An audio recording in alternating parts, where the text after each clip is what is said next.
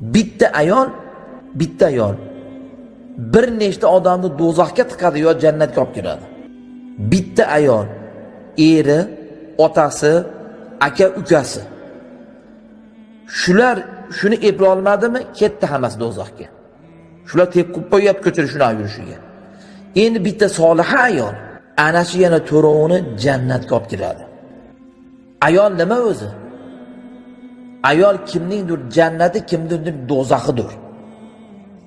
Ayollarda bir o'zbeklarda xotin desa, arablarda niso deydi. O'rislarda jena desa, urdularda urdu tilida avrat deydi ekan. Ayollarda avratim, bu meni xotinim deyishdi o'rniga bu meni avratim deydi ekan. Ya'ni bu meni nomusim, bu meni obro'yim. Qarang, avratimiz ochilib qolsa, yirtilib qolsa, qanaqa sharmanda bo'lamiz?